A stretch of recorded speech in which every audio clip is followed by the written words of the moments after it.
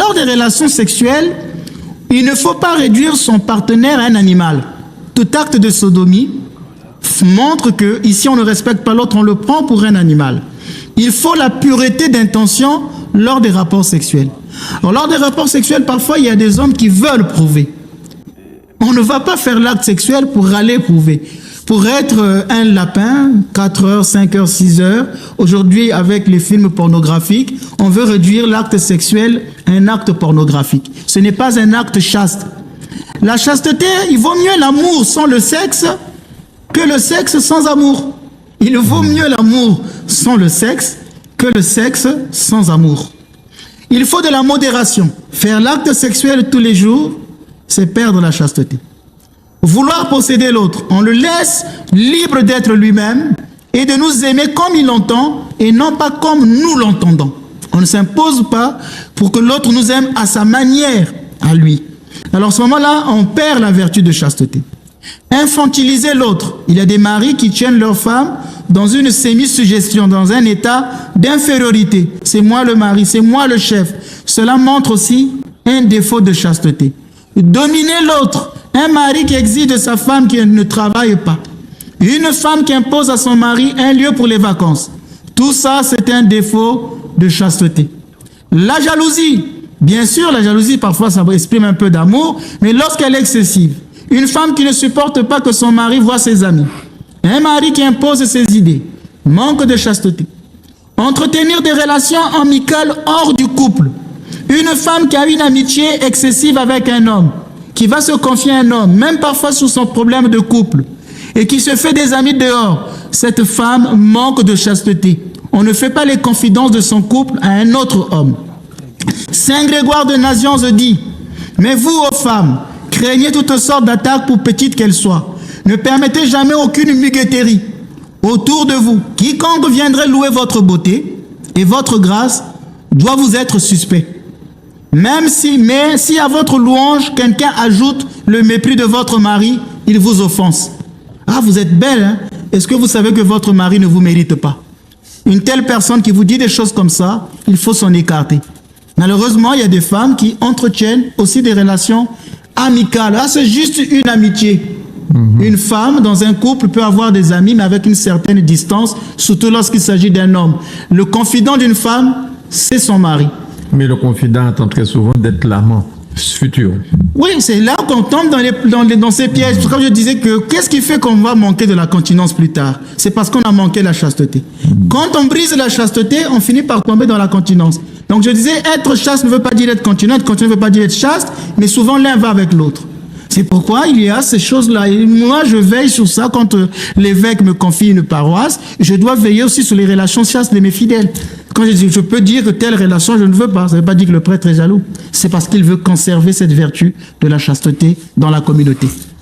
Et comment les gens conçoivent quand vous puissiez leur dire ça?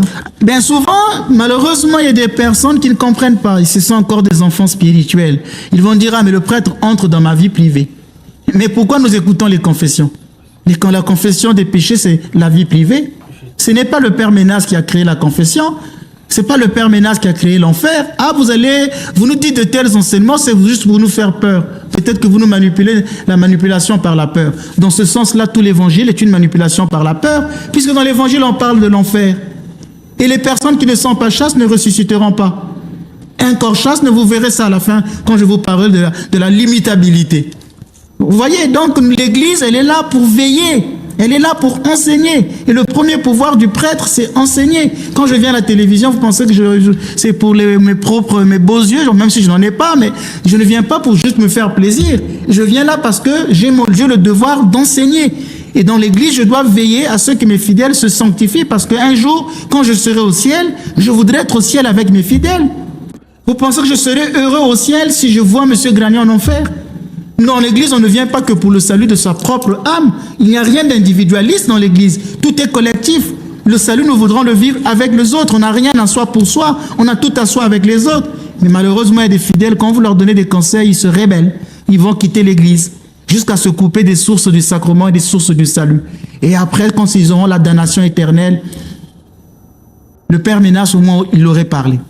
Mais Dieu peut pardonner jusqu'au dernier moment. Ça dépend. Au moment final. Ça dépend. Mais il ne faut pas. Beaucoup de gens font ça, disent ça, je peux pécher, Dieu va toujours me pardonner. Il faudrait que la contrition soit sincère. Quand la contrition n'est pas sincère, elle était dans les calculs. Ah, de toute façon, Dieu, vers la fin de ma vie, je pourrais demander pardon. De toute façon, la mort, personne ne sait quand elle arrive. Vous pouvez mourir par accident de voiture. C'est pourquoi tous les jours, il faut vous préparer. Je ne dis pas ça pour faire peur. Je dis ça pour enseigner. Les moines disent que quand vous dormez la nuit, sachez que vous ne verrez pas le matin. Donc déjà la nuit, quand je vais dormir, je dois savoir peut-être que je ne verrai pas le matin. Me préparer. Et quand je me réveille la journée, sachez que peut-être que je ne verrai pas la nuit. Donc chaque jour est un jour où on peut mourir. Il ne faut jamais avoir ces calculs au dernier jour, je vais me confesser. Mais qui sait? Qui sait?